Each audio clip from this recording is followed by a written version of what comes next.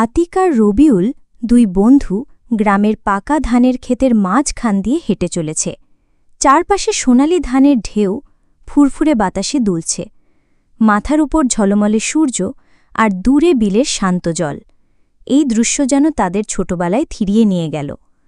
আতিকের চোখে মুখে এক অদ্ভুত আবেশ। সে হাঁটতে হাঁটতেই বলে উঠল, মনে পড়ে রবিউল, এই পথ ধরে কতবার আমরা স্কুল থেকে ফিরতাম, কাদা আর ধুলো মেখে একাকার করতাম।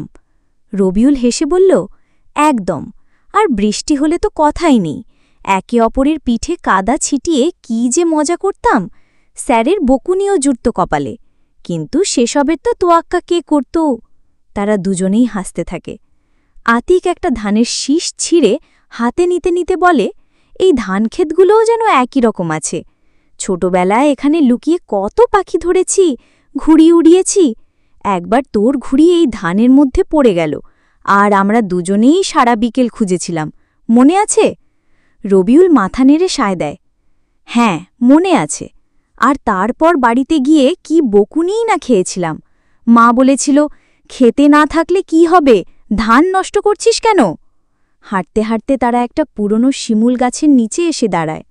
গাছটা তখনও সগর্বে দাঁড়িয়ে আছে, যেন তাদের সব ছোটবেলার সাক্ষী। আতিক গাছটার গায়ে হাত বুলাতে বুলাতে বলল, এই গাছটার নিচে বসে আমরা কত গল্প করেছি, কত স্বপ্ন দেখেছি।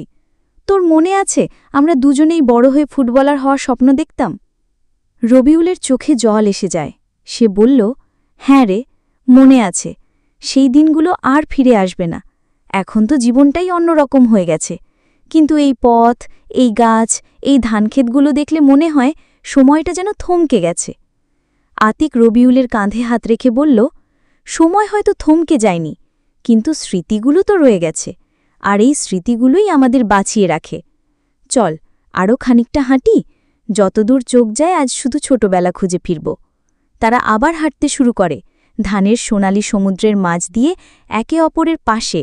তাদের মুখে হাসি, চোখে স্মৃতির দ্যুতি। গ্রামের শান্ত পরিবেশ আর ধানের মিষ্টি গন্ধ যেন তাদের ছোটবেলার দিনগুলোকে আরও জীবন্ত করে তোলে।